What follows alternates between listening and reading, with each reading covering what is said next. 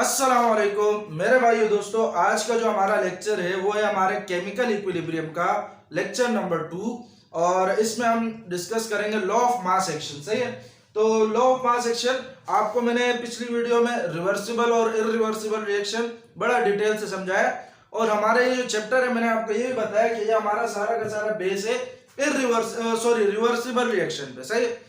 Reversible reaction के बारे में हम पढ़ेंगे कि जिसमें इस तरीके से दो एरो होते हैं हमारे पास, जिसमें हमारे पास रिएक्टेंट प्रोडक्ट में भी कन्वर्ट हो रहा होता है और प्रोडक्ट रिएक्टेंट में भी कन्वर्ट हो रहा होता है। सही है। ये होता है हमारे पास रिवर्सिबल रिएक्शन। अब इसके बारे में एक लॉ है, लॉ ऑफ मास एक्शन। अब जरा उसको देखते हैं होता क्या है। लॉ ऑफ मास एक्शन दो साइंटिस्ट ने दिया था, एक था गोल्डबर्ग, एक था वेज। सही है।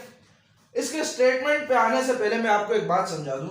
मान लो मैंने एक बाल्टी ले ली, ये मेरे पास एक बाल्टी है। सही है।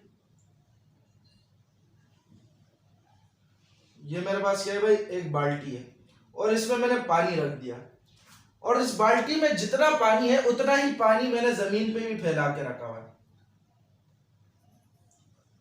और ऊपर से सूरज की रोशनी आ रही है। सही है। तो सूरज की रोशनी से होगा क्या, ये पानी एवापोरेट होगा। एवापोरेट होगा कि नहीं होगा।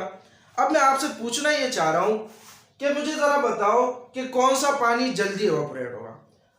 आप सबका जवाब यही होगा कि भाई पानी जो जमीन पे पड़ा हुआ है वही जल्दी एवापोरेट होगा। सही है। कोई ये तो नहीं कहेगा ना कि जो बाल्टी वाला पानी है वो ज्यादा तेज एवापोरेट होगा। मतलब मेरा ये है कि एवापोरेट तो ये भी पानी होगा क्योंकि सूरज की रोशनी इनको एवापोरेट करेगी इस पानी को। सही है। लेकिन जल्दी कौन एवापोरेट होगा, जो जमीन पे पानी पड़ा हुआ है। अब ऐसा क्यों है, ऐसा क्यों है। अब जरा मैं आपको एक बात बताऊं कि भाई अगर मैं इस पानी को ऐसे लेयर्स में तोड़ूं, इस तरीके से पानी की मैं बहुत सारी लेयर्स बना दूं, तो आप मुझे बता सकते हो कि भाई जो सूरज की रोशनी के कांटेक्ट में जो लेयर आ रही है वो सबसे ऊपर वाली लेयर आ रही है। सही है। और यहां पर जो जमीन पे पानी पड़ा हुआ है वो पूरा का पूरा सूरज की कांटेक्ट में आ रहा है। ऐसा नहीं है कि भाई इसके अंदर नीचे भी लेयर्स है। अब होगा क्या कि भाई सूरज की रोशनी पहले इस वाले लेयर को एवापोरेट करेगी, जब ये लेयर एवापोरेट होगा फिर इसको एवापोरेट करेगा, फिर जब ये एवापोरेट होगा फिर इसको एवापोरेट करेगा। ऐसा है कि नहीं है। और यहां पे क्या हो रहा है कि भाई इस पूरे का पूरा पानी जो कि सूरज की कांटेक्ट में है तो ये पूरा का पूरा एवापोरेट होगा। जितना ये एक लेयर एवापोरेट होने में टाइम लगेगा उतना ये सारा पानी एवापोरेट होने में टाइम लगाएगा। सही है। मतलब मेरे पास पानी जो एवापोरेट होगा वो जमीन पे जो पड़ा हुआ है वो जल्दी एवापोरेट होगा। यहां तक बात समझ आ गई। क्यों होगा, क्योंकि हमारे पास जो लेयर्स है, जैसे कि बाल्टी के पानी के लेयर्स है, उसमें से सिर्फ एक लेयर सूरज की रोशनी के कांटेक्ट में और यहां पे जो जमीन पे पानी पड़ा वो पूरा का पूरा सूरज की रोशनी के कांटेक्ट में। अब जो हिस्सा सूरज की रोशनी के कांटेक्ट में है उस हिस्से को हम कहते हैं एक्टिव मास। क्या कहते हैं भाई, एक्टिव मास। मुझे बताओ, क्या मुझे अगर मैं बाल्टी के पानी में देखूं तो यहां पे मेरे पास जो एक्टिव मास है वो सिर्फ एक ही लेयर है जो कि ऊपर वाली लेयर है और यहाँ पे जो जमीन पे पानी पड़ा हुआ है वो पूरा का पूरा पानी क्या है, मेरे पास एक्टिव मास है। सही। तो एक्टिव मास क्या होता है, वो मास, वो क्वांटिटी जो कि उस टाइम पे रिएक्ट कर रही है। सही है, रिएक्ट कर रही है। अब मुझे बताओ, जितना एक्टिव मास ज्यादा होगा उतना ही रिएक्शन ज्यादा तेजी से होगा, क्योंकि आप देख सकते हो यहाँ पे एक्टिव मास इतना सा है, एक लेयर है और यहाँ पे एक्टिव मास पूरा है। तो इसको ज्यादा टाइम लगेगा एवापोरेट होने में या इसको ज्यादा टाइम लगेगा। हम अगर एक घर में भी एग्जांपल करके देखें, एक्सपेरिमेंट करके देखें, जमीन पे पानी डालो और बाल्टी में पानी रखो और देखो कि भाई कौन जल्दी एवापोरेट होता है, कौन जल्दी बॉयल होता है या एवापोरेट होता है सूरज की रोशनी की वजह से। तो हमें पता है भाई ये वाला जल्दी एवापोरेट होगा और ये वाला कम एवापोरेट होगा, आहिस्ता आहिस्ता होगा, बहुत टाइम लगाएगा। टाइम क्यों लगाएगा, क्योंकि इसका एक्टिव मास कम है और इसका एक्टिव मास ज्यादा है। एक्टिव मास से मुराद क्या है कि वो हिस्सा जो कि उस टाइम पे रिएक्शन कर रहा है। तो इसका एक्टिव मास सूरज की रोशनी में कितना पानी कांटेक्ट में है, ये पूरा का पूरा जो है सूरज की रोशनी के कांटेक्ट में है। अगर मैं इसको दूसरे तरीके से समझाऊं कि भाई मान लो इस पहले लेयर में पानी के कुछ मॉलिक्यूल है, इस दूसरे लेयर में पानी के कुछ मॉलिक्यूल्स हैं, इस तरीके से तीसरे लेयर में, चौथे लेयर में, पांचवें लेयर में, इस तरीके से पानी के हर लेयर में मॉलिक्यूल है। अब जब सूरज की रोशनी के कांटेक्ट में आएगा तो ये पहले जो ये ऊपर वाली लेयर के मॉलिक्यूल एवापोरेट होंगे, लेकिन यहां पे जो है, यहां पे हमारे पास सूरज की रोशनी के कांटेक्ट में हमारे पास सिर्फ ऊपर वाली लेयर के मॉलिक्यूल है, लेकिन यहां पे सारे के सारे मॉलिक्यूल जो है वो सूरज की रोशनी के कांटेक्ट में है। सही है। और यहां पे जो सूरज की रोशनी के कांटेक्ट में जो मॉलिक्यूल्स है वही हमारा एक्टिव मास कहलाता है। क्या कहलाता है भाई? एक्टिव मास कहलाता है। ये तो एग्जांपल से समझा रहा हूं मैं, लेकिन एक्टिव मास का मतलब क्या है? वो मास, किसी भी चीज का वो मास जो कि रिएक्शन में इन्वॉल्व हो। आप भले ही यहां पे 20 मिलीलीटर का पानी डाल रहे हो, सही है, और सूरज की रोशनी के कांटेक्ट में मेरे पास सिर्फ 1 मिलीलीटर का पानी है, तो मतलब मेरा एक्टिव मास कितना हुआ? 1 ml। सही है। और यहां पे मेरे पास 20 ml पानी जमीन पे पड़ा हुआ है, तो मेरे पास यहां पे एक्टिव मास कितना हुआ? Total 20 ml। और मुझे देखने को ये मिल रहा है कि ये वाला पानी जल्दी एवापोरेट हो रहा है, ये वाला पानी स्लो एवापोरेट हो रहा है। तो आपको क्या नजर आ रहा है कि यहां पे एक्टिव मास कम है तो रेट ऑफ रिएक्शन भी कम है। रेट ऑफ रिएक्शन भी कम है। रेट ऑफ रिएक्शन मतलब रिएक्शन की स्पीड। यहां पे रेट ऑफ रिएक्शन कम है क्योंकि इसका एक्टिव मास कम है, और यहां पे रेट ऑफ रिएक्शन ज्यादा है। क्यों? क्योंकि इसका एक्टिव मास ज्यादा है। बात समझ आ गई? भले यहां पे भी 20 ml है, यहां पे भी 20 ml है, लेकिन बात किसकी है? एक्टिव मास। एक्टिव मास कौन सा? जो कि लाइट के कांटेक्ट में है। से यहां पे लाइट के कांटेक्ट में सारा मास है, यहां पे लाइट के कांटेक्ट में सिर्फ ऊपर वाले लेयर है, सही। और ऊपर वाली लेयर मैंने मान लो 1 ml है, तो यहाँ पे एक्टिव मास 1 ml है, यहाँ पे एक्टिव मास पूरा का पूरा 20 ml पानी है, तो एक्टिव मास ज्यादा हुआ। एक्टिव मास ज्यादा होने की वजह से क्या होता है? हमारे पास रेट ऑफ केमिकल रिएक्शन भी ज्यादा हो जाता है। यही बात हमारे पास लॉ ऑफ मास एक्शन में है कि भाई हमारे पास इस लॉ ऑफ मास एक्शन में 2 हिस्से, एक यहां से यहां तक और एक यहां से यहां तक, सही है। यहां से यहां तक वाला हिस्सा आपको समझ आई है। देखो कैसे, the rate at which a substance react, वो स्पीड जिस पे कोई सब्सटेंस रिएक्ट करता है वो किसके प्रोपोर्शनल होता है? To its active mass. जिस रेट पे, जिस स्पीड पे कोई भी सब्सटेंस रिएक्ट करना शुरू करता है, कोई भी सब्सटेंस रिएक्ट करना शुरू करता है, वो किसके प्रोपोर्शनल होता है? वो इसके एक्टिव मास के। जैसे यहां पे सब्सटेंस यानी मेरे पास पानी है, यहां पे जो सब्सटेंस है वो मेरे पास क्या है? पानी है, और पानी टोटल कितना है? 20 ml है। और इस 20 ml पानी को मैं क्या कर रहा हूं? एवापोरेट कर रहा हूं। क्या कर रहा हूं मैं? एवापोरेट कर रहा हूं। तो इसका रेट किस पे डिपेंड कर रहा है? रेट इसका डिपेंड कर रहा है इसके एक्टिव मास पे, कि भाई इस 20 ml पानी में से एक्टिव मास कितना है, उस पे इसका रेट डिपेंड कर रहा है कि भाई इस रेट पे ये पानी एवापोरेट होगा, इस स्पीड से पानी एवापोरेट होगा।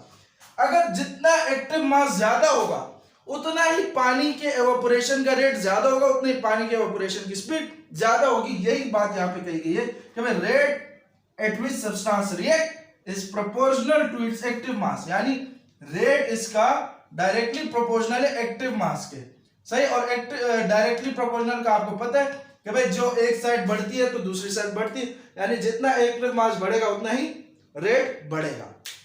एक पार्ट तो आपको समझ आ गया इस स्टेटमेंट का। अब इस स्टेटमेंट के दूसरे हिस्से को समझो। इस स्टेटमेंट का दूसरा हिस्सा में ये कहता है, ये तो हमने सिर्फ एक स्पेसिफिक सब्सटेंस के बारे में बात कर रहे थे, ये सब्सटेंस कुछ भी हो सकता है। यहाँ पे मैंने पानी की एग्जांपल ली, ये सब्सटेंस कुछ भी हो सकता है, लेकिन हम चूंकि इस चैप्टर में रिवर्सिबल रिएक्शन की बात करते हैं, तो यहां पे भी हम दूसरे पार्ट में हमें रिवर्सिबल रिएक्शन के बारे में बताएंगे कि भाई the rate of a chemical reaction, किसी भी केमिकल रिएक्शन में 2 चीजें होती है, एक होता है हमारे पास रिएक्टेंट और एक होता है हमारे पास प्रोडक्ट। और यहां पे जिस रिएक्शन की बात की जा रही है वो है रिवर्सिबल रिएक्शन की।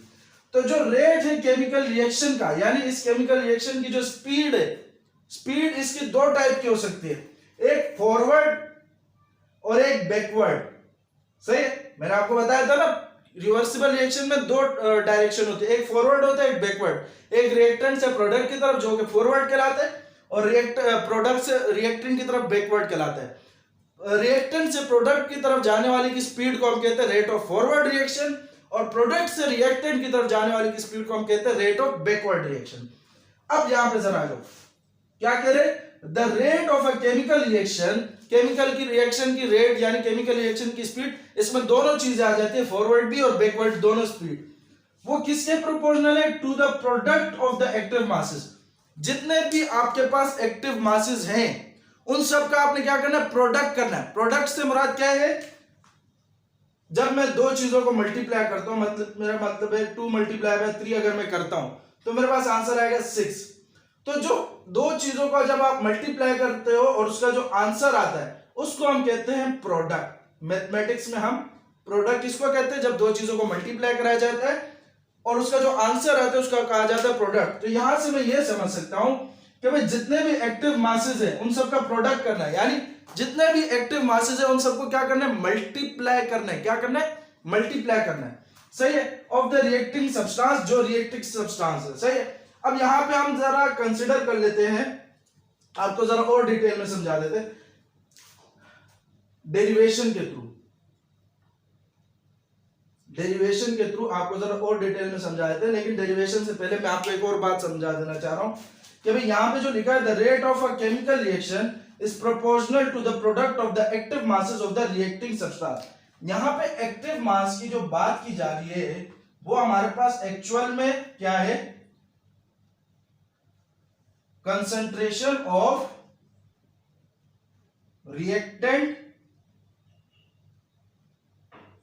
And product. यहां पे दोनों की बात की जा रही है, रिएक्टेंट की भी बात की जा रही है और प्रोडक्ट की भी बात की जा रही है, क्योंकि मैंने आपको यहां पे बताया, यहां पे जो रेट ऑफ केमिकल रिएक्शन लिखा हुआ है ना, इसमें आपकी दोनों चीजें आ जाती है, एक बैकवर्ड रेट भी आ जाता है, फॉरवर्ड रेट भी आ जाता है, सही है। बैकवर्ड रेट आपका प्रोडक्ट की वजह से होता है, फॉरवर्ड रेट आपका रिएक्टेंट की वजह से होता है, जो कि अभी हम इस डेरिवेशन में समझेंगे। हम एक रिवर्सिबल रिएक्शन को कंसीडर कर लेते हैं। जैसे मान लो मेरे पास एक है ए, रिएक्टेंट में मेरे पास है ए, और जो कि बी के साथ रिएक्ट करके बना रहा है मेरे पास सी प्लस डी। ये हमने एक रिएक्शन मान लिया और ये हमारे पास है रिवर्सिबल। अब इसमें मेरे पास रिएक्टेंट क्या है, ए और बी, और प्रोडक्ट मेरे पास क्या है, सी और डी। आपने अक्सर रिएक्शन में देखा होगा, जैसे मैं आपको एग्जांपल दूं, मेरे पास नाइट्रोजन प्लस हाइड्रोजन, ये मेरे पास बनाते हैं 2 मोल NH3, सही है। आपको ये नंबर्स नजर आ रहे हैं, यहाँ पे 3 है, यहाँ पे 2 है, ये इसके कहलाते हैं कोफिशिएंट। तो ये किसी किसी रिएक्शन में ये नंबर होते हैं, किसी किसी में नहीं होते। अब अगर मैं यहाँ पे नंबर डालता हूं तो मैं मिसाल के तौर पे डाल देता हूं, यहाँ पे ए है, सही, यहाँ पे अगर कोई नंबर नहीं है तो 1 है, ये नहीं समझना कि कोई नंबर नहीं है, यहाँ पे अगर कुछ नहीं है तो 1 है। तो यहाँ पे मिसाल के तौर पे ए है, यहाँ पे बी है, यहाँ पे इसका कोफिशिएंट में ले लेता हूं स्मॉल सी, इसका कोफिशिएंट में ले लेता हूं स्मॉल डी, सही है।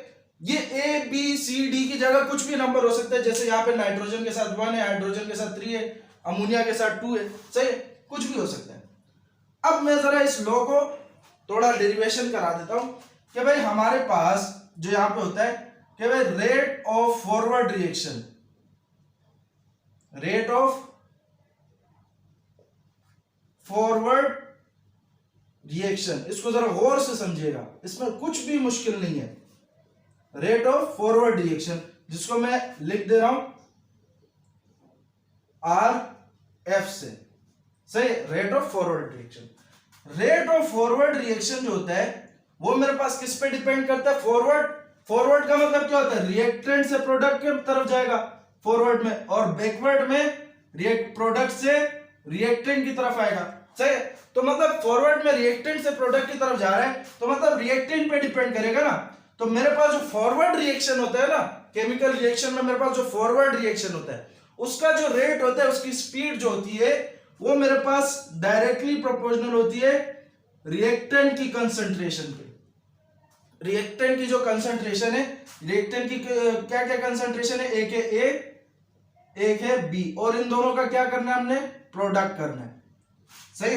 यहां पे हमारे पास लिखा है ना, इन दोनों का क्या निकालना है, प्रोडक्ट, मतलब इन दोनों को आपस में क्या करना है, मल्टीप्लाई। और ये स्क्वायर ब्रैकेट जो है ये आपके कंसंट्रेशन को रिप्रेजेंट करता है, सही है। ये इसी कंसंट्रेशन को एक्टिव मास भी कहते हैं और कंसंट्रेशन भी कहते हैं। ये बात समझ आ गई कि जो फॉरवर्ड रिएक्शन होते हैं वो डायरेक्टली प्रोपोर्शनल होते हैं रिएक्टेंट की कंसंट्रेशन के। फॉरवर्ड यानी जो रिएक्टेंट की तरफ से जा रहे हैं तो ये रिएक्टेंट के ही डायरेक्टली प्रोपोर्शनल होता है, लेकिन रिएक्टेंट की कंसंट्रेशन, रिएक्टेंट का एक्टिव मास, सही है। ये जो आपके पास साथ में कोफिशिएंट लिखे होते हैं, इसका देखो इसका क्या होता है, जो कोफिशिएंट होते हैं वो इस कंसंट्रेशन की पावर बन जाते हैं। क्या बन जाते हैं? पावर। जैसे ये स्मॉल ए है, ये स्मॉल ए इस ए के ऊपर आ जाएगा और ये स्मॉल बी इस कैपिटल बी के ऊपर आ जाएगा। यहां तक बात समझ आएगी होगी, सही है। कि भाई रेट ऑफ फॉरवर्ड रिएक्शन किसके डायरेक्टली प्रोपोर्शनल है? रिएक्टेंट की कंसंट्रेशन के, और रिएक्टेंट की कंसंट्रेशन का प्रोडक्ट करना है हमने। और जब रिएक्टेंट की कंसंट्रेशन का प्रोडक्ट करते हो तो रिएक्टेंट की कंसंट्रेशन में जो कोफिशिएंट हो, जैसे यहां स्मॉल ए स्मॉल बी है, वो इसके क्या बन जाते हैं? पावर बन जाते हैं। जब प्रोपोर्शनैलिटी का साइन हटता है तो हमें पता है भाई एक इक्वल साइन आता है और एक हमारे पास कांस्टेंट आता है। यहां पे मैं कांस्टेंट लगा देता हूं के एफ, यानी फॉरवर्ड रिएक्शन का कांस्टेंट।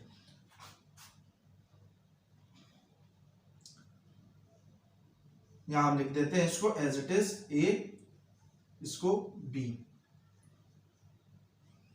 यहां तक बात समझ आएगी होगी। अब जरा हम रेट ऑफ फॉरवर्ड रिएक्शन की तो बात हो गई, अब रेट ऑफ बैकवर्ड रिएक्शन की बात कर लेते हैं। रेट ऑफ बैकवर्ड रिएक्शन,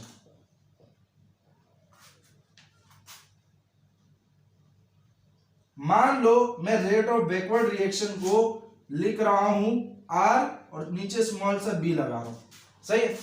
तो यहां पे मेरे पास रेट ऑफ बैकवर्ड रिएक्शन किसके डायरेक्टली प्रोपोर्शनल है? किसके डायरेक्टली प्रोपोर्शनल होगा? अगर रेट ऑफ फॉरवर्ड रिएक्शन, यानी अगर फॉरवर्ड रिएक्शन का रेट रिएक्टेंट के डायरेक्टली प्रोपोर्शनल है तो बैकवर्ड रिएक्शन का रेट ऑब्वियस सी बात है प्रोडक्ट के कंसंट्रेशन के डायरेक्टली प्रोपोर्शनल होगा। तो मैं यहां लिख देता हूं कि भाई rate of backward reaction is directly proportional to the concentration of product, और उस प्रोडक्ट को आपने दोनों को मल्टीप्लाई करा देना है, सही है। या बीच में कुछ नहीं है तो मतलब दोनों आपस में क्या हो रहा है? मल्टीप्लाई हो रहे हैं, और इनके जो कोफिशिएंट होंगे वो इन कंसंट्रेशंस की पावर बन जाएंगे, सही। क्या बन जाएंगी? पावर। यहां तक बात समझ आएगी। इसको जब मैं हटाऊंगा तो यहां पे मेरे पास एक तो इक्वल का साइन आएगा और एक कांस्टेंट आएगा के बी सी के पावर स्मॉल सी डी की पावर स्मॉल डी। यहां तक बात समझ आ गई।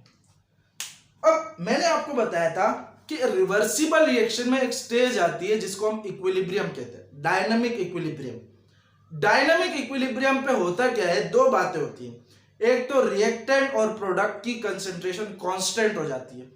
कांस्टेंट से मुराद ये है कि उनकी कंसंट्रेशन में चेंज नहीं आता। रिएक्टेंट जितना है उतना ही रहता है, प्रोडक्ट जितना है उतना ही रहता है। किस स्टेज पे? डायनामिक इक्विलिब्रियम पे, यानी इक्विलिब्रियम स्टेज पे। दूसरी बात क्या होती है कि दोनों की स्पीड इक्वल हो जाती है, यानी जिस स्पीड से रिएक्टेंट प्रोडक्ट में कन्वर्ट हो रहा होता है उसी स्पीड से प्रोडक्ट रिएक्टेंट में कन्वर्ट हो रहा होता है। यानी मैं सिंपल अल्फाज में ये कह सकता हूं कि rate of forward reaction is equal to rate of backward reaction. ये मेरे पास इक्विलिब्रियम पे होता है। तो मैं यहां लिख सकता हूं कि भाई एट इक्विलिब्रियम, आप जरा इसको उतार लीजिए, मैं जरा इसको मिटा रहा हूं, यहां पे मैं कर देता हूं। इस स्टेटमेंट वगैरह को नोट कर लीजिए।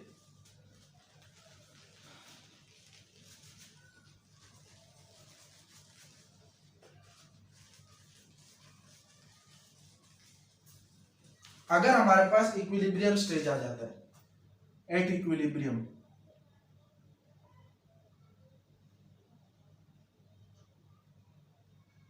इक्विलिब्रियम पे मेरे पास क्या होगा? Rate of forward reaction will be equal to rate of backward reaction. यानी मैं ऐसा लिख सकता हूं कि भाई rate of r f equal to r b, यानी rate of forward reaction equal to rate of backward reaction. मुझे पता है आर एफ किसके बराबर है? के एफ ए की पावर ए बी की पावर स्मॉल बी, सही है। तो मैं आर एफ की जगह ये लिख सकता हूं क्योंकि आर एफ इसके इक्वल है। तो मैं यहां लिख देता हूं आर एफ की जगह मैं लिख दूंगा के एफ कैपिटल ए की पावर ए और कैपिटल बी की पावर स्मॉल बी। चूंकि आर एफ इसके बराबर है, ये आपने फिजिक्स में भी देखा होगा, आप ऐसे करते, मैथ वगैरह में भी देखा होगा कि भाई जब एक चीज किसी के बराबर है तो हम उसकी जगह उसकी वैल्यू लिख सकते हैं। आर एफ की वैल्यू ये है तो मैंने आर एफ की जगह ये लिख दिया और equal sign as it is डाल दिया। और आर बी की वैल्यू क्या है, K B C small C D और उसके ऊपर स्मॉल डी। यहां तक बात समझ आएगी।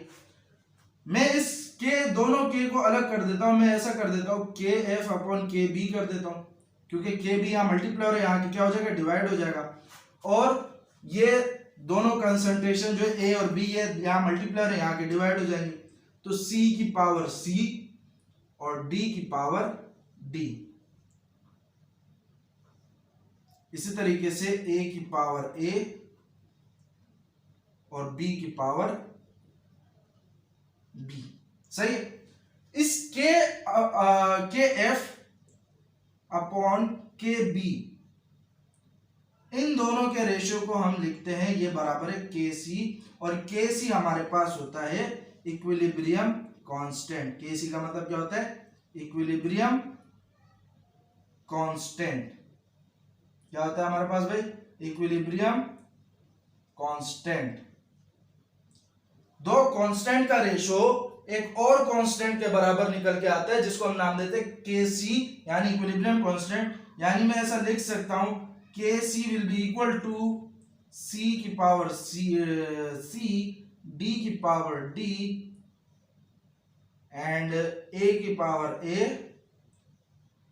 और बी की पावर बी। सही है।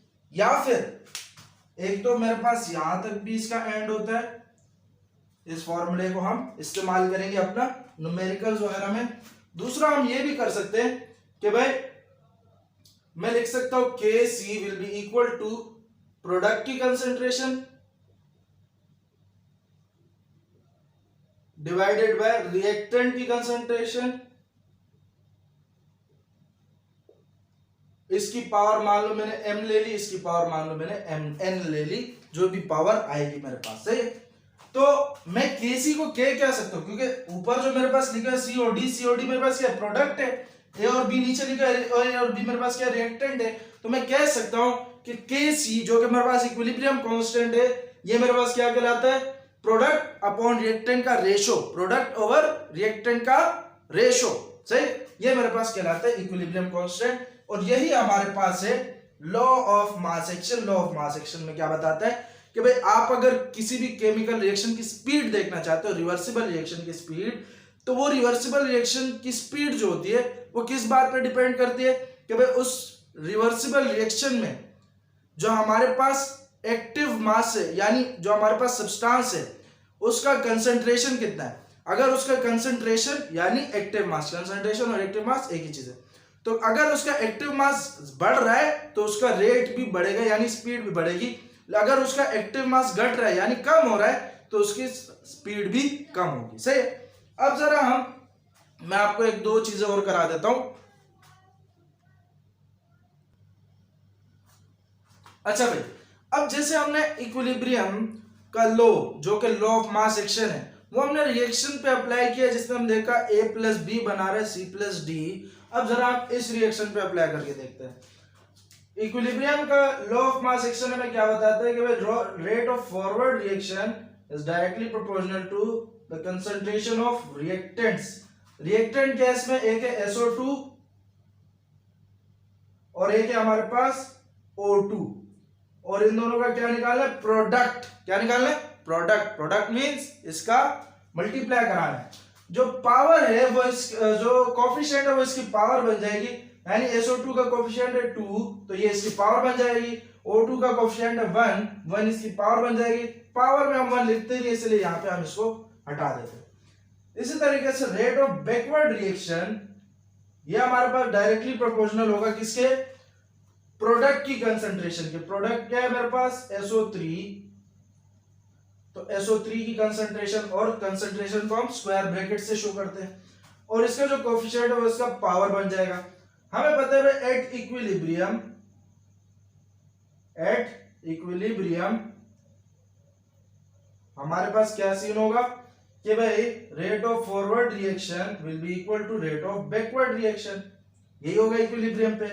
रेट ऑफ फॉरवर्ड रिएक्शन की जगह मैं लिख सकता हूं यहां पे RF बराबर होगा, प्रोपोर्शनैलिटी का साइन हटेगा तो इक्वल आएगा एक कांस्टेंट KF और बाकी सारा सेम SO2 की पावर 2 O2 की पावर 1। इसी तरीके से रेट ऑफ बैकवर्ड रिएक्शन का भी यही सीन होगा, इक्वल KB SO3 की पावर 2। सही है। यहां पे मैं फॉरवर्ड रिएक्शन की जो वैल्यू है क्या है, KF SO2 की पावर 2 O2 की पावर 2 की पावर 1 इक्वल टू क्या लिख सकता हूं, रेट ऑफ बैकवर्ड रिएक्शन की वैल्यू क्या है, KB SO3 की पावर 2। सही। यहां से मैं KF अपॉन KB निकालूंगा तो वो कुछ यूं आ जाएगा, और यहां से मेरे पास इस तरीके से आ जाएगा, प्रोडक्ट ऊपर और रिएक्टेंट नीचे, ये नीचे आ जाएंगे।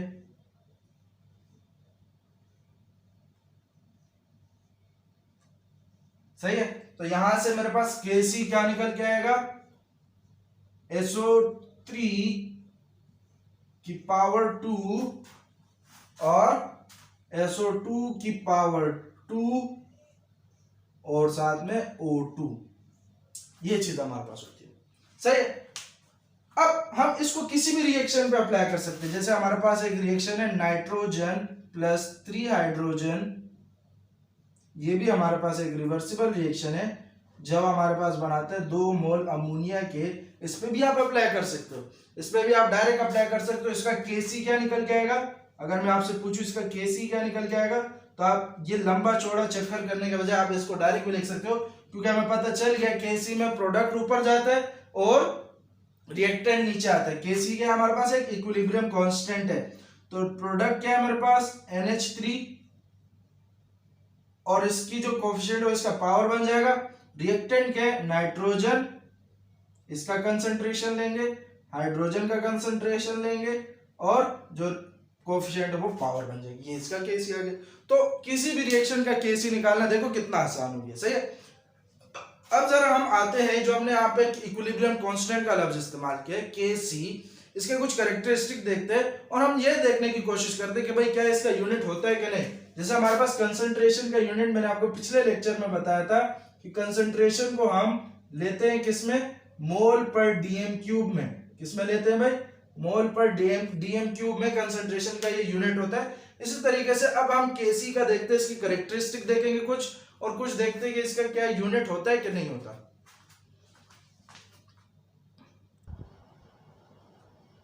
अच्छा भाई, यहां पर अगर आप देख सकते हो तो मेरे पास KC की कुछ कैरेक्टरिस्टिक्स लिखी है। सही है।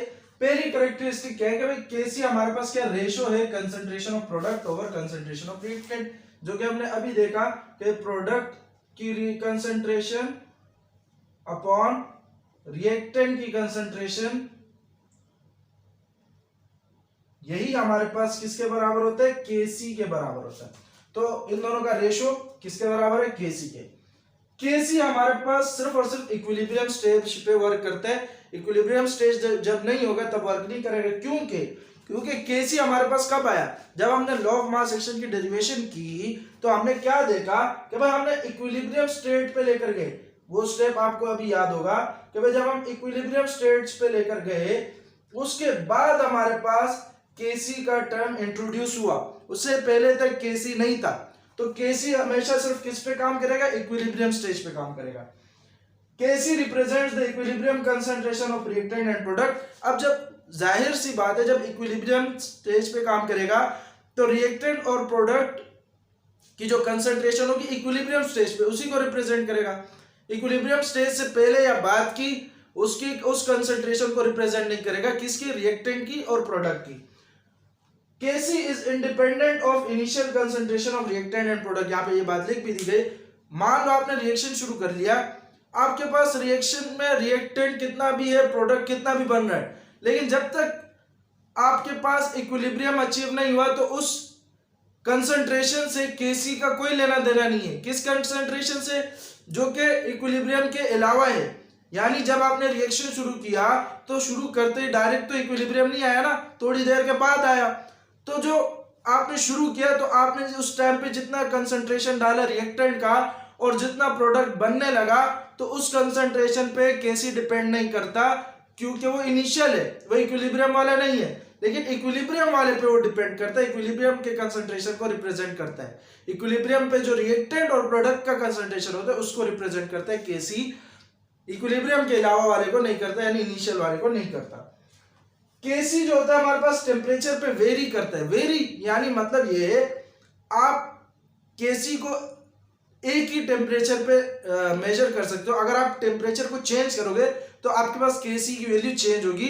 यानी ये नहीं है कि आप 25 डिग्री सी पे केसी की एक वैल्यू कैलकुलेट कर ली और एक केसी की वैल्यू आपने 30 डिग्री सी पे कैलकुलेट कर ली, तो आपके पास दोनों वैल्यू सेम नहीं आएंगी, उसमें चेंज होगा।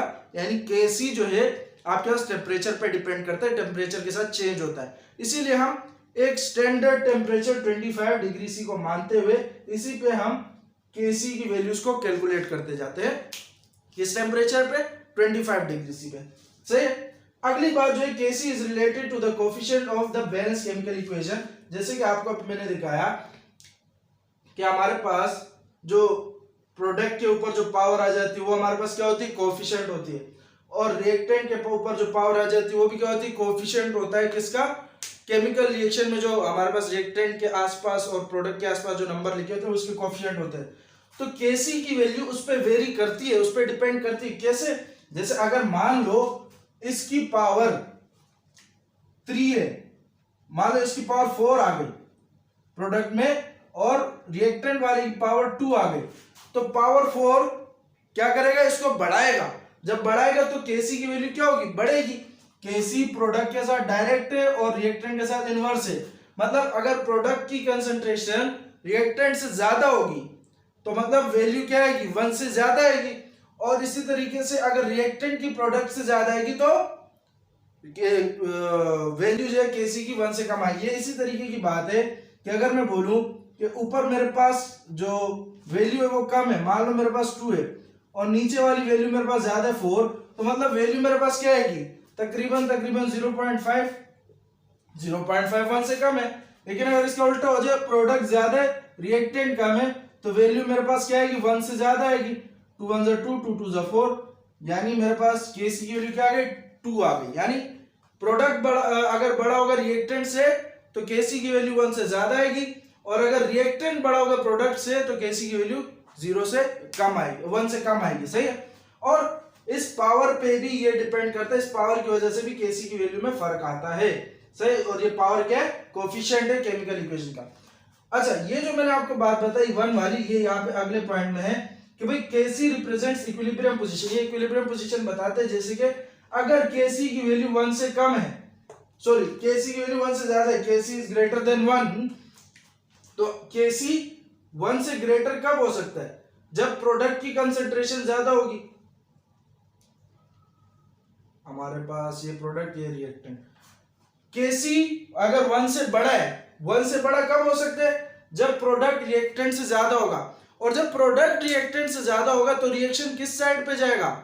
भाई बताओ ना, रिएक्शन किस साइड? सॉरी, यहां पे हमारे पास लिखा है केसी इज ग्रेटर देन 1। एक मिनट। अच्छा भाई, तो यहां पे हमारे पास हो क्या रहा है कि भाई अगर केसी की वैल्यू 1 से ज्यादा आ रही है, यानी केसी अगर ग्रेटर देन 1 है, तो मतलब प्रोडक्ट ज्यादा है, प्रोडक्ट की अमाउंट ज्यादा है।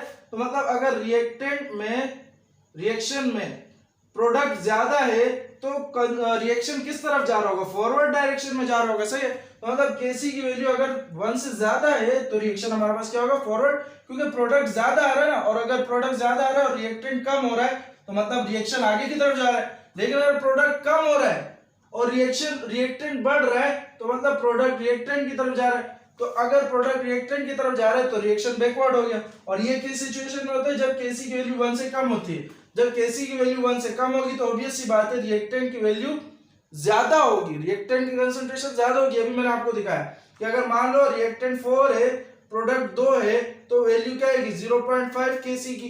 तो केसी की वैल्यू ऑब्वियस सी बात है 1 से कम हो गई। तो अगर 1 से कम है तो मतलब रिएक्टेंट ज्यादा है, तो रिएक्शन किस डायरेक्शन में जाएगा? बैकवर्ड डायरेक्शन में जाएगा। सही है, तो Kc की वैल्यू 1 से ज्यादा है तो रिएक्शन फॉरवर्ड में, और 1 से कम है तो बैकवर्ड में। सही है, अब जरा Kc के यूनिट्स पे बात कर लेते हैं। अच्छा भाई, अब जरा हम देख लेते हैं इक्विलिब्रियम का यूनिट, कि भाई इक्विलिब्रियम का यूनिट होता है, अगर होता है तो क्या होता है, और अगर नहीं होता तो क्या होता है। नहीं होता कुछ नहीं होता। देखो इक्विलिब्रियम का यूनिट, इक्विलिब्रियम कांस्टेंट का यूनिट असल में जो Kc है हमारे पास, इक्विलिब्रियम कांस्टेंट का यूनिट अगर हम देखें तो ये हमारे पास कभी कभी निकल के आता है और कभी कभी निकल के नहीं आता। जैसे एग्जांपल, इस रिएक्शन का अगर मैं Kc का यूनिट निकालूं तो मेरे पास इस रिएक्शन के लिए Kc की वैल्यू बनेगी क्या, कि भाई प्रोडक्ट तो ऊपर चला जाएगा, CO की कंसंट्रेशन और H2O की कंसंट्रेशन, और यहाँ पे CO2 की कंसंट्रेशन और H2 की कंसंट्रेशन। सही है, तो कोफिशिएंट में कुछ नहीं, इसलिए पावर में कुछ नहीं है। अब मुझे पता है कंसंट्रेशन को मैं नापता हूँ मोल पर डीएम क्यूब में, तो मुझे बताओ CO की कंसंट्रेशन का यूनिट क्या होगा, मोल पर डीएम क्यूब। यहां पे भी H2O का भी मोल पर डीएम क्यूब, यहां पे मेरे पास CO2 का भी मोल पर डीएम क्यूब, और H2 का यूनिट भी क्या होगा, मोल पर डीएम क्यूब। तो मुझे बताओ मोल पर डीएम क्यूब से मोल पर डीएम क्यूब यहाँ पे भी कट जाएगा और यहाँ पे भी कट जाएगा, तो यहाँ पे मेरे पास इसका कोई यूनिट नहीं आएगा, Kc का यहाँ पे यूनिट नहीं है। लेकिन यहाँ पे अगर मैं देखूं तो यहाँ पे अगर आप गौर से देखो तो Kc जो हमारे पास है, इसके लिए जो Kc, इस रिएक्शन के लिए Kc की वैल्यू क्या बनेगी, NH3 और पावर 2, इसी तरीके से N2 और H2 की पावर 3। यहां पे अगर मैं इसका यूनिट निकालना चाहूं तो यहाँ पे मेरे पास आ जाएगा मोल पर डीएम क्यूब, लेकिन उसके ऊपर पावर क्या है, 2। यहाँ पे मोल पर डीएम क्यूब, इसके ऊपर कुछ पावर नहीं है, और इस दूसरे वाले का मोल पर डीएम क्यूब पे पावर क्या है, पावर 3। अगर आपको मैथ थोड़ी बहुत याद हो 9 क्लास की या फिर कोई सी भी क्लास की, ये तो बेसिक सी चीज है कि भाई अगर पावर बेस सेम हो तो पावर के ऐड और सब्ट्रैक्ट होने का तो पता है। यहाँ देखो बेस दोनों की सेम है और दोनों आपस में क्या हो रहा है, मल्टीप्लाई है, तो दोनों की पावर क्या हो जाएगी, ऐड हो जाएगी। तो क्या मैं यहाँ पे लिख सकता हूँ, मैं यहाँ पे क्या लिख सकता हूँ कि इस ऊपर वाले को मिटा देता हूँ, ऊपर वाले की तो कोई यूनिट नहीं है। मैं यहाँ पे ये लिख सकता हूं कि मोल पर डीएम क्यूब की पावर 2 डिवाइडेड बाय मोल पर डीएम क्यूब की पावर 4। मैं इस तरह से लिख सकता हूं क्योंकि दोनों का बेस सेम और दोनों मल्टीप्लायर है, तो पावर प्लस हो जाएगी क्योंकि 1 + 3 = 4। अब दोनों की बेस सेम है और डिवाइड हो रहे हैं, तो क्या होगा, पावर क्या हो जाएगी, माइनस हो जाएगी। तो जब माइनस होगा तो यहां पे मैं ये यूं लिख सकता हूं, मोल पर डीएम क्यूब के ऊपर 2 - 4। यही सीखा हमने मैथ में, तो इससे मेरे पास आंसर क्या आएगा, मोल पर डीएम क्यूब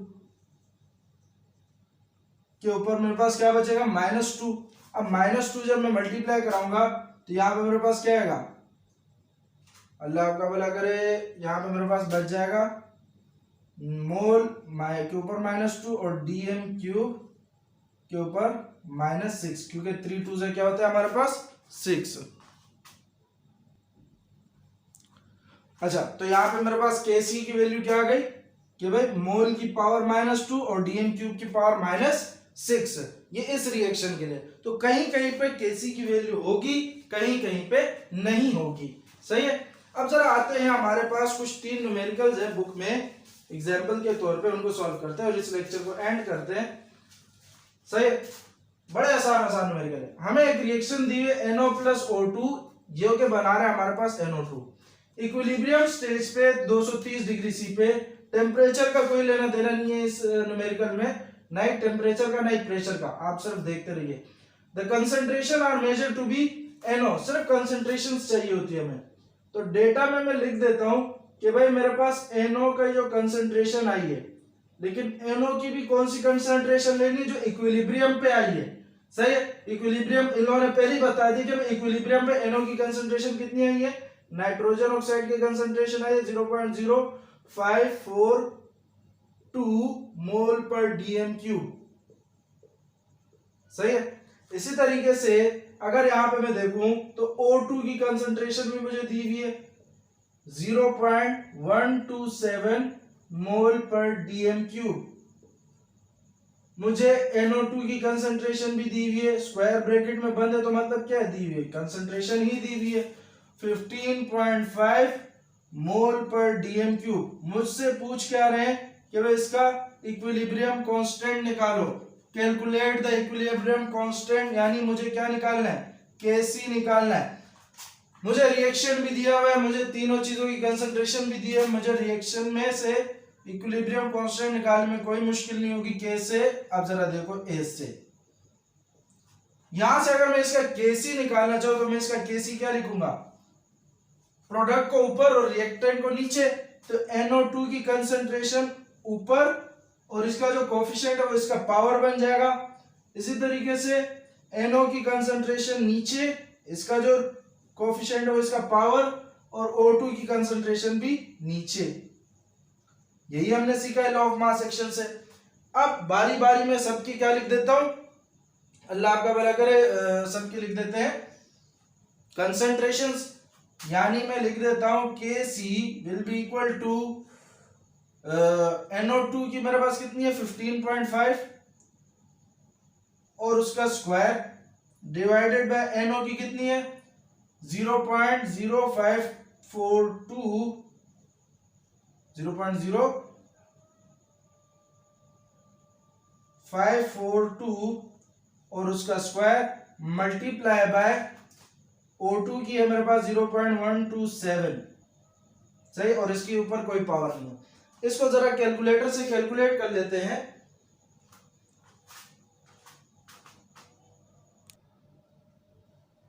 अच्छा भाई, तो अगर मैं इसको कैलकुलेट करूं तो यूं कैलकुलेट होगा कि 15.5 का अगर मैं स्क्वायर निकालूं, स्क्वायर मतलब 2 में तो मल्टीप्लाई करूं तो मेरे पास आया 240.25। इसी तरीके से इस वाले का स्क्वायर निकाला तो मेरे पास ये वैल्यू आई और इस वैल्यू को मैंने एज इट इज लिख दिया। इन दोनों को मैंने मल्टीप्लाई करा तो मल्टीप्लाई कराने पे ये आया मेरे पास और 240.25 को एज इट इज लिख दिया। इन दोनों को डिवाइड कराने पे मेरे पास ये चीज आई है। अच्छा भाई, यहाँ पे Kc की वैल्यू मेरे पास ये आ गई है और यूनिट जो अभी मैंने आपको पिछले उसमें रिएक्शन में निकालने का तरीका बताया उसी से मैंने निकाले। जैसे इसका यूनिट होगा मोल पर डीएम क्यूब के ऊपर स्क्वायर। सही है, मोल पर डीएम क्यूब के ऊपर स्क्वायर और नीचे वाले पे मोल पर डीएम क्यूब के ऊपर स्क्वायर और यहां पे मोल पर डीएम क्यूब अकेला।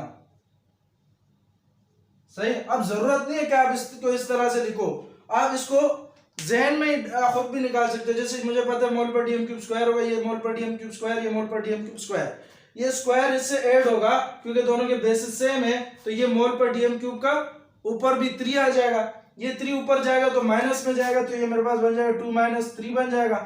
तो मेरे पास इस पूरे के ऊपर क्या बचेगा, -1 बचेगा। ओवरऑल मेरे पास क्या आएगा, मोल पर डीएम क्यूब के ऊपर -1, क्योंकि 2 + 1 3 और 3 इसमें से माइनस होगा तो -1 आएगा। तो ओवरऑल मेरे पास क्या बचा, मोल पर डीएम क्यूब के ऊपर -1। अब -1 को इससे मल्टीप्लाई करेंगे तो मोल के ऊपर भी -1 आ जाएगा और 3 को -1 से मल्टीप्लाई करेंगे तो 3 × 1 = 3 और माइनस का 3 आ जाएगा। सही है। इस तरीके से इस दूसरे न्यूमेरिकल को देखो अगर आप, तो ये भी इसी तरीके से होगा।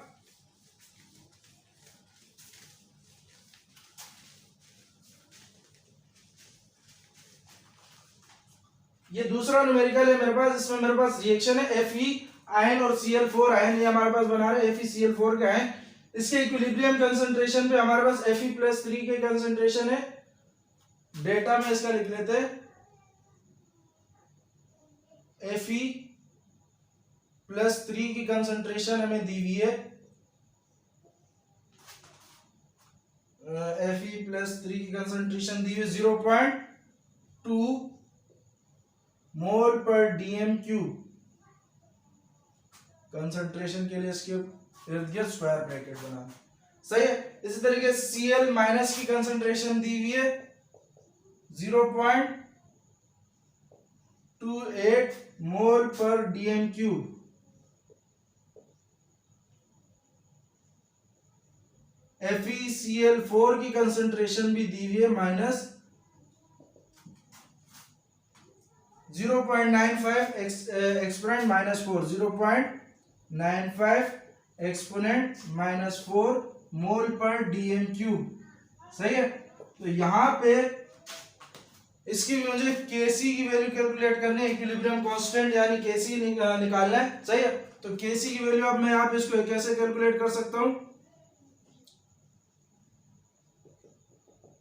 इस रिएक्शन का अगर मैं केसी लिखूंगा तो मेरे पास आएगा FeCl4 माइनस इसकी कंसंट्रेशन ऊपर आएगी, और चूंकि इसका कोई कोएफिशिएंट नहीं है तो पावर कोई नहीं होगा, Fe+3 की कंसंट्रेशन, Fe के साथ भी कोई कोएफिशिएंट नहीं है, Cl माइनस की कंसंट्रेशन, इसके साथ 4 कोएफिशिएंट है जो कि इसकी पावर बन जाएगी। अब मैं आपको यहाँ पे लिख के दे देता हूं, कैलकुलेट आपने खुद करना है। यहाँ पे मेरे पास है 0.95 एक्सपोनेंट माइनस 4, इस तरीके से है कि नहीं है, 0.95 एक्सपोनेंट माइनस 4। इसके बाद आ जाएगा नीचे Fe3 प्लस की वैल्यू है 0.2 मल्टीप्लाई बाय 0.28 की पावर 4। आपने इसमें कुछ नहीं करना, इस 10 एक्सपोनेंट 10 की पावर एक्सपोनेंट 10 माइनस 4 यानी 10 की पावर माइनस 4 को आपने बिल्कुल भी नहीं छेड़ना, इसको आप एज इट इज रहने दो इस तरीके से, सही है। और बाकी जो भी वैल्यू आती है, बाकी जो वैल्यू आएगी वो कैसे आएगी कि आप 0.28 को 4 टाइम्स करो, 4 पावर इसकी निकालो, उसको इससे मल्टीप्लाई करो, जो आंसर आता है उसको नीचे रखो, इसको ऊपर रखो, इन दोनों को डिवाइड करो, इसको बिल्कुल भी ना छेड़ो, इसको ऐसी साइड पे रखो, जो आंसर आएगा उसको यहाँ पे लिखो, जितना भी आंसर हो उसको यहाँ पे लिखो। यहाँ पे जब आप लिखोगे आप इसकी यूनिट देख लेते हैं, यूनिट अगर हम देखें तो यहाँ पे देखो, अगर आप देखो इस पे पावर 1 है, इस पे पावर 4 है, इस पे पावर 1 है, ये दोनों पावर ऐड होके क्या आ सकता है, 4 + 1 5 आ सकते हैं, और 5 जब ऊपर जाएगा तो 1 - 5 कितना होगा, तो ये मेरे पास -4 आएगा, यानी मोल पर डीएम क्यूब पे मेरे पास -4 आएगा। अब इसका यूनिट क्या बना मेरे पास, मोल के ऊपर -4 और नीचे डीएम 3 4 12, तो यहाँ पे आ जाएगा -12, ये इसका यूनिट बन जाएगा। बाकी जो कैलकुलेशन के बाद आएगा उसको आप यहाँ पे लिख दीजिए, सही है। इसके बाद आते हैं अपने तीसरे क्वेश्चन पे, जो आंसर आएगा उसको कमेंट भी कर देना।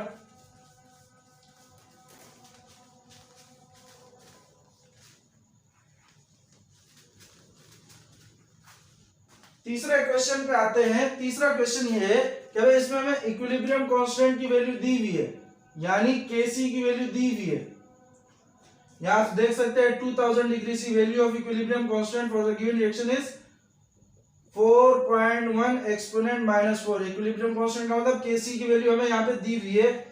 हमें सिर्फ क्या निकालना है, कंसंट्रेशन निकालनी है NO की, NO की कंसंट्रेशन निकालनी, यानी NO की concentration question mark in an equilibrium mixture eight 1 atm pressure है, उससे कोई लेना देना नहीं है। 2000 डिग्री सी टेम्परेचर है, उससे भी कोई लेना देना नहीं है।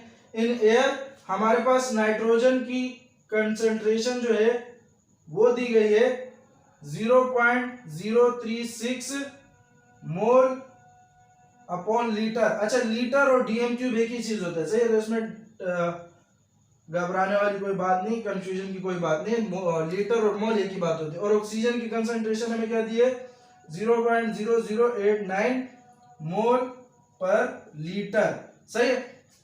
मुझे कंसंट्रेशन निकालनी है NO की, तो मैं पहले इसका Kc की बना लेता हूं, इस रिएक्शन का Kc मेरे पास इस रिएक्शन का क्या आएगा, NO मेरे पास ऊपर जाएगा और उसके ऊपर पावर 2 आ जाएगी। इसी तरीके से N मेरे पास नीचे आएगा, N2, और O2 भी मेरे पास नीचे आएगा, और इन दोनों के साथ कोई कोएफिशिएंट नहीं है तो कोई पावर नहीं आएगी। अब मैं जरा NO निकालना है ना मुझे, तो मैं जरा वैल्यूज पुट कर लेते हैं। Kc की वैल्यू 4.1 मल्टीप्लाई बाय 10 की पावर -4, या फिर इसकी जगह मैं पहले यूं कर देता हूँ कि भाई मुझे NO निकालना है, तो मैं NO2 को NO को अलग कर लेता हूँ, जैसे कि NO की कंसंट्रेशन इसके ऊपर पावर 2, और यहाँ पे अल्लाह आपका भला करे ये यहाँ पे डिवाइड हो रहा है, यहाँ Kc से मल्टीप्लाई आ जाएगा, तो Kc N2O2, इस तरीके से ये इक्वेशन इस तरीके से बन जाएगी। अगर मुझे यहाँ से स्क्वायर हटाना है तो मैं दोनों जगह पे क्या लगा दूंगा, रूट लगा दूंगा, तो यहाँ से स्क्वायर हट जाएगा। अब NO की कंसंट्रेशन मेरे पास आसानी से निकल के आ जाएगी। Kc की वैल्यू क्या है 4.1 एक्सपोनेंट -4 मल्टीप्लाई बाय N2 की कंसंट्रेशन है 0.036 मल्टीप्लाई बाय O2 की कंसंट्रेशन है 0.0089। सही है, इन तीनों को आप मल्टीप्लाई करो, मल्टीप्लाई करने के बाद आपके पास NO का एक आंसर आएगा और उसका यूनिट होगा मोल अपॉन डीएम क्यूब या मोल पर लीटर, चूंकि सवाल में मोल पर लीटर लिया गया इसलिए आप भी मोल पर लीटर लेना। तो इन तीनों को जब आप मल्टीप्लाई करोगे जो आंसर आपके पास आएगा वो आप यहाँ पे लिख देना, यही आपके पास NO की कंसंट्रेशन होगी। सही है, तो आज के लिए इतना ही रखते हैं, इस चीज की प्रैक्टिस करें, इसको नोट्स बनाएं। सही है, और इन 3 न्यूमेरिकल्स की भी प्रैक्टिस करें। 1-2 टॉपिक रह गए उसको हम अगले लेक्चर में डिस्कस करेंगे, फिर इसके MCQs वगैरह भी करेंगे। तो मिलते हैं अगले लेक्चर में, तब तक के लिए अपना ख्याल रखें। अल्लाह हाफिज।